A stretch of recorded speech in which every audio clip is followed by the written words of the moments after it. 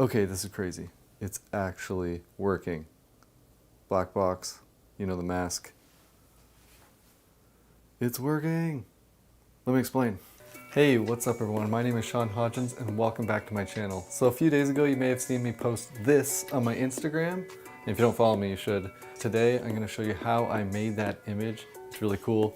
We're basically gonna take this pile of parts and build our own image sensor and digital camera. It's gonna be cool. Let's go.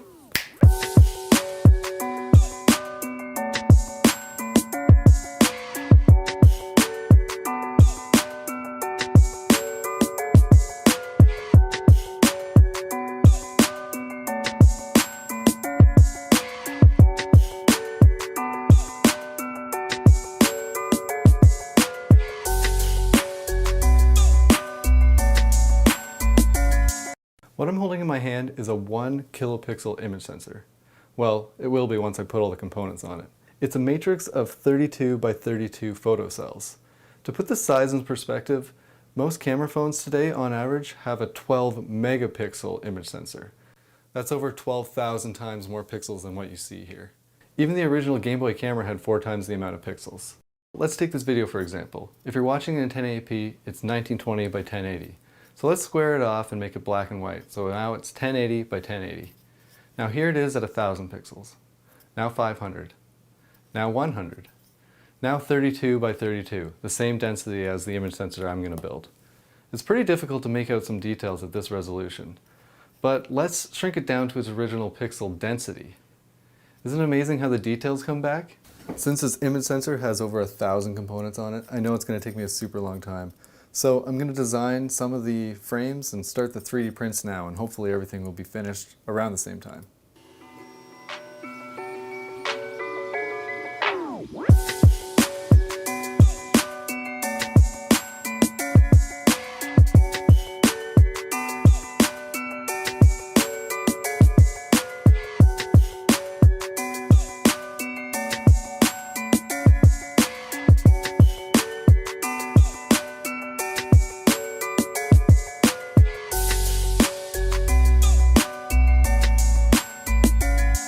So originally I had plans to make this a digital pinhole camera, hence the name Digi Obscura. But I found I wasn't able to get enough light through the pinhole. I'm sure you could make it work with some fancy algorithms to collect more light. I decided to take apart an old lens, an old Canon zoom lens, and use the front glass, which is essentially a magnifying glass. If you're going to recreate this project, you're going to have to find your own magnifying glass and probably modify the 3D printed parts so that you can mount it in front. You can find the focal length by shining it on a wall with some light in the background and finding the distance that the image shines through in focus. You'll probably only want a 2 times magnifying glass. I found that anything larger had to be too far away from the image sensor. Now you may remember a project called the Megamux, which was a 32:1 multiplexing board that I made. That was a long time ago, and that was actually for this project. So basically we've got two 32:1 muxes, and they will choose one side of the photocell, one of them will, and the other one will choose the other side. So you actually can pick any photocell you want to be part of the voltage divider, which is on the second board. The way the image sensor captures an image is it tells this photocell to be active and take the light in, get the analog reading, and save it. Then go to the next one. And it keeps doing that. And it's not a very fast process, which is why it takes a couple of seconds to capture one image. So if you move the sensor while there's one image being captured, it'll just be garbage because you're getting light from here at this time and light from here at this time. So that's the basic principle of it. There are only a few parts to the assembly. The microcontroller circuit board, then we've got the image sensor circuit board which plugs right into it in the back. These both mount inside the camera in 2 different locations. This is obviously slightly inside. The focal plane distance is from the image sensor to back of the lens that you're using. Then you've got these 2 3D printed parts, the camera body and the lens mount. This you may have to change if you can't find an old Canon lens to break apart like I did. There's plenty of different options to use here, and that's why this is mountable, so you can change the distance, you can change this thickness here. So if you need yours to be further away, then you can make this thicker or thinner and it mounts on there. And then the lens sits inside there. And then it all goes together like this.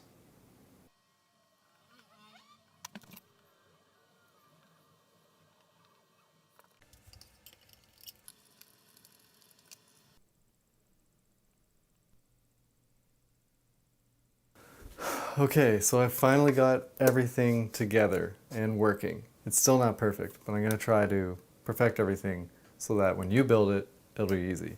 I've got the camera body. It's a little bit different than I had originally planned, and I've got the lens mounted out front. The cool thing about this is I've also included an OLED screen, a shutter button, and an SD card, which means it's basically just a portable digital camera. Pop the battery in, and you go out, take some shots. Now, when I was testing this, I hooked it up to my computer, and I basically ran it like a webcam. So the first program that I ran, I used a program called Processing, which would basically send a value to the Arduino. The value would be which pixel it wanted to know how much light was coming in, and then this would send it back. And it would do this over 1,000 times, and you would get an image.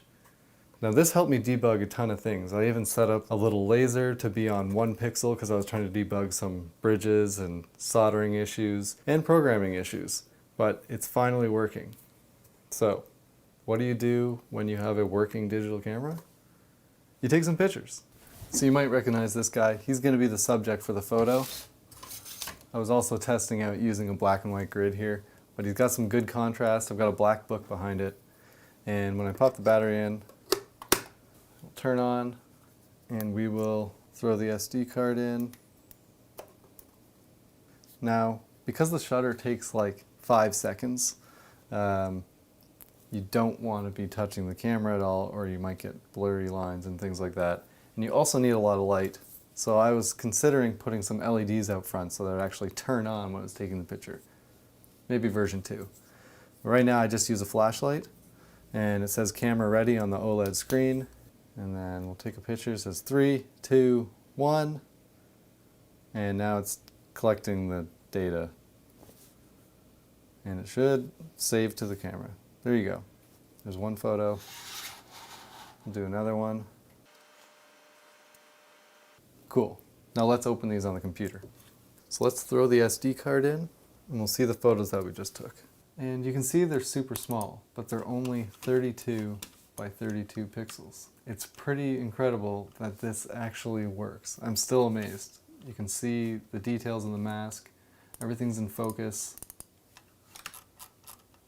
As focused as you can get with 32 pixels. As I mentioned earlier, with the Game Boy camera, they actually only had 4 different contrasts. And with this you have 8-bit, so 256 different grays.